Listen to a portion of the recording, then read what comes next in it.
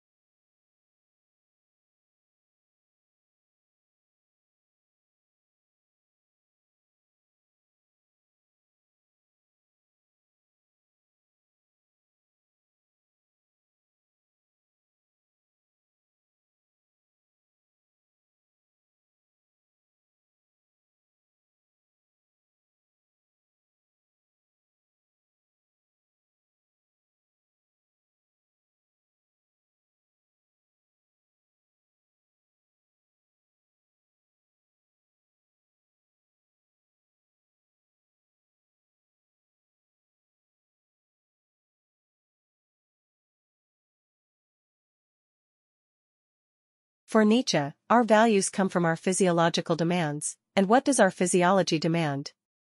Power. It wants to survive and thrive. What does it mean to thrive? To imagine the world a certain way and to be able to make that illusion a reality. Someone could try to contest this idea by saying that they don't seek power or want to thrive, they won't eat or drink anything to prove this point. But, they would still be seeking a kind of power. They imagine a world in which they prove the idea wrong and they seek to bring that world into fruition, even at their own expense.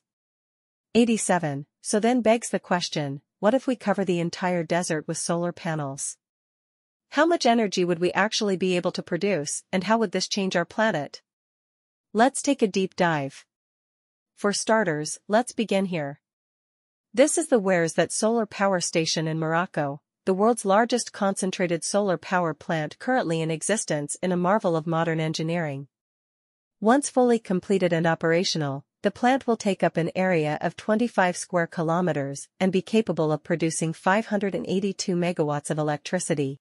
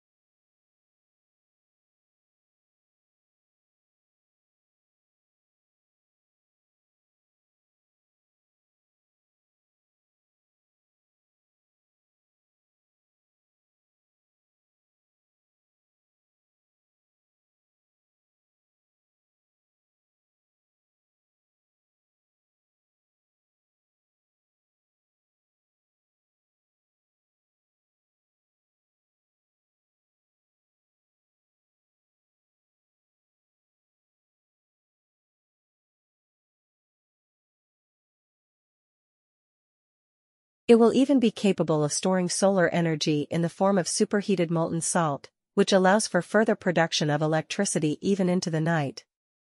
After investing more than $9 billion into their solar energy objective, Morocco aims to create 4 additional plants similar to this one in the Sahara that will collectively create more than 2,000 megawatts of electricity production, which will be enough to provide for roughly 38% of all of Morocco's annual electricity needs. This project will transform Morocco into the world's leading solar energy state. And as the only African country that currently has a power cable linked to Europe, much of this energy will be exported for profit to the countries of the European Union. But all of this energy is created from just 5 relatively small plants.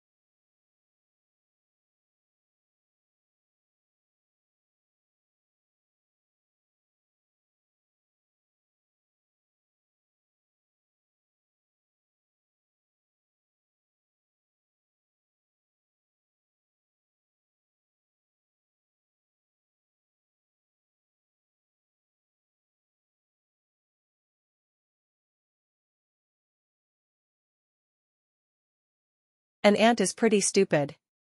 It doesn't have much of a brain, no will, no plan, and yet, many ants together are smart. An ant colony can construct complex structures. Some colonies keep farms of fungi, others take care of cattle.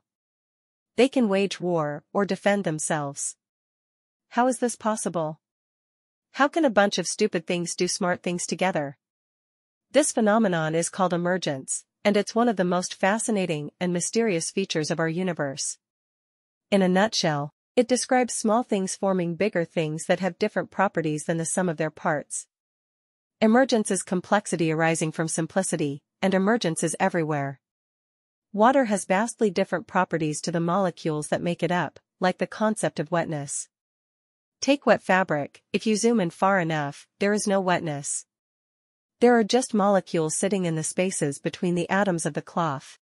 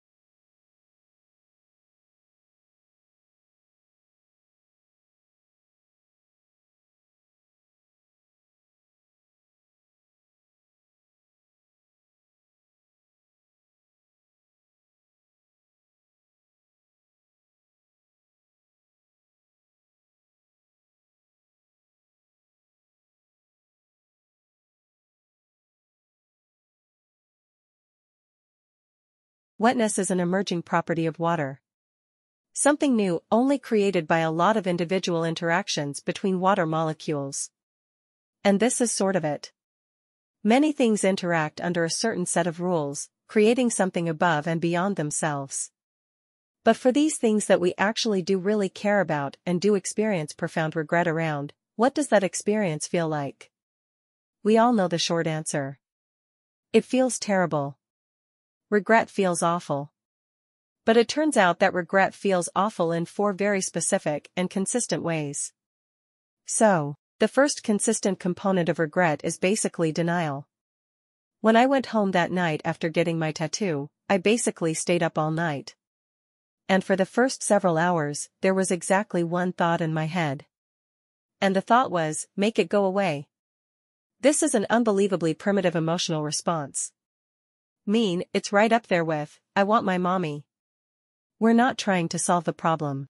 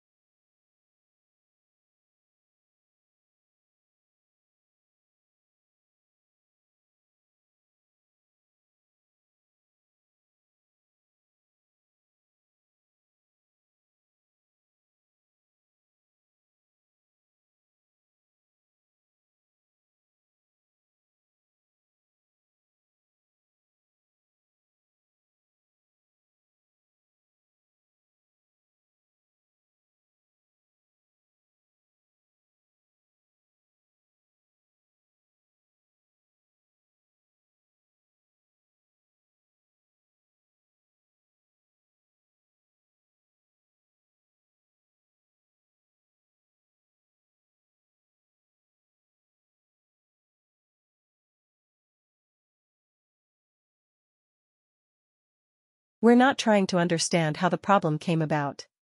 We just want it to vanish. The second characteristic component of regret is a sense of bewilderment. So, the other thing thought about there in my bedroom that night was, how could I have done that? What was thinking? This real sense of alienation from the part of us that made a decision we regret. We can't identify with that part. We don't understand that part. And we certainly don't have any empathy for that part, which explains the third consistent component of regret, which is an intense desire to punish ourselves. That's why, in the face of our regret, the thing we consistently say is, I could have kicked myself. The fourth component here is that regret is what psychologists call perseverative. To perseverate means to focus obsessively and repeatedly on the exact same thing. Now the effect of perseveration is to basically take these first three components of regret and put them on an infinite loop. So, it's not that I sat there in my bedroom that night, thinking, make it go away. It's that I sat there and I thought, make it go away. Make it go away. Make it go away. Make it go away. So, if you look at the psychological literature, these are the four consistent defining components of regret.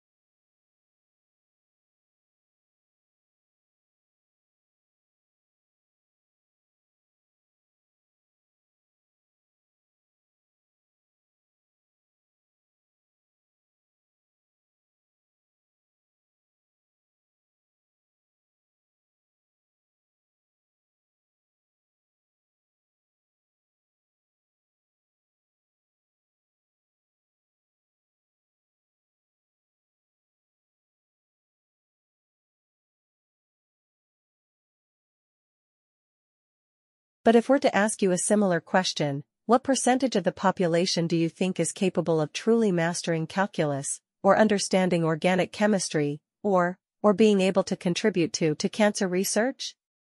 A lot of you might say, well, with a great education system, maybe 20–30%. But what if that estimate is just based on your own experience in a non-mastery framework, your own experience with yourself or observing your peers, where you're being pushed at this set pace through classes, accumulating all these gaps? Even when you got that 95%, what was that 5% you missed? And it keeps accumulating all the way you get to an advanced class. All of a sudden you hit a wall and say, I'm not meant to be a cancer researcher, not meant to be a physicist, not meant to be a mathematician.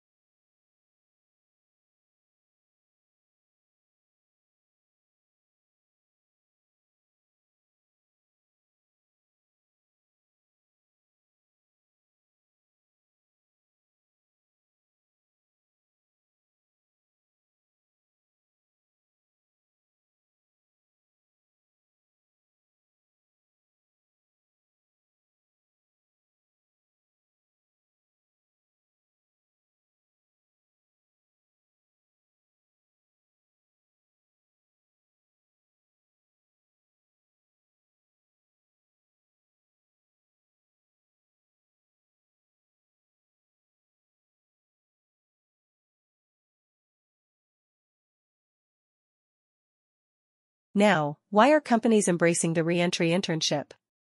Because the internship allows the employer to base their hiring decision on an actual work sample instead of a series of interviews, and the employer does not have to make that permanent hiring decision until the internship period is over. This testing out period removes the perceived risk that some managers attach to hiring relaunchers, and they are attracting excellent candidates who are turning into great hires. Think about how far we have come. Before this, most employers were not interested in engaging with relaunchers at all. But now, not only are programs being developed specifically with relaunchers in mind, but you can't even apply for these programs unless you have a gap on your resume. This is the mark of real change, of true institutional shift, because if we can solve this problem for relaunchers, we can solve it for other career transitioners too. In fact, an employer just told me that their Veterans Return to Work program is based on their reentry internship program, and there's no reason why there can't be a retiree internship program. Different pool, same concept.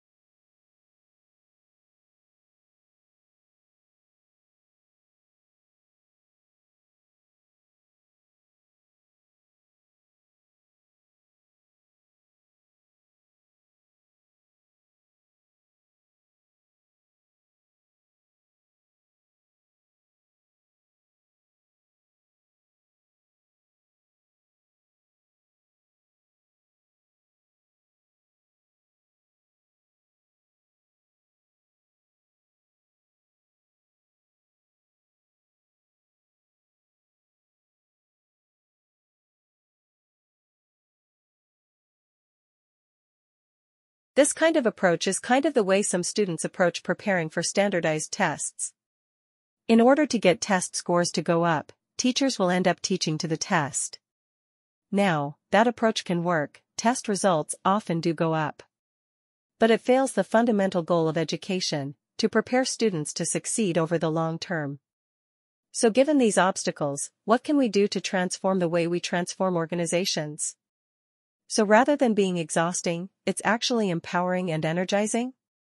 To do that, we need to focus on 5 strategic imperatives, all of which have one thing in common: putting people first.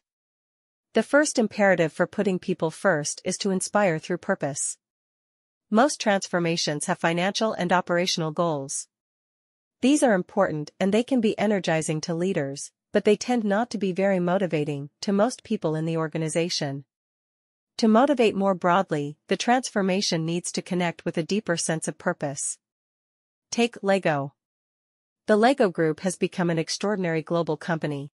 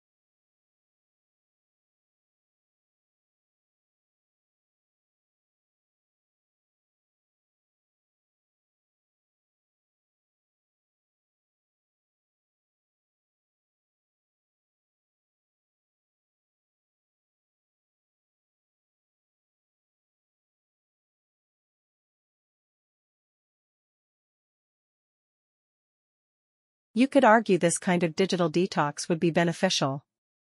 We'd take our eyes off our screens, then strike up real-life conversations with each other. We've discovered that our smartphones can actually make phone calls. We bring back fax machines. And start making notes by hand. Well, maybe not fax machines, and hey, we'd still have TV to entertain us. The world would not fall apart. In fact, with almost 4 billion people having no access to the internet worldwide, half of humanity wouldn't notice a difference in the short term. But not you, mighty internet user. You would notice right away. If the internet suddenly flatlined, social media users would start calling each other on the phone, overloading the working telecommunication systems, unless cell phone towers and telephone lines were also shut down. Then you'd go back to writing letters and sending them via post. Forget about wireless file transfers with no Wi-Fi. You'd have to use a physical cable to connect to computers or a CD. Remember this?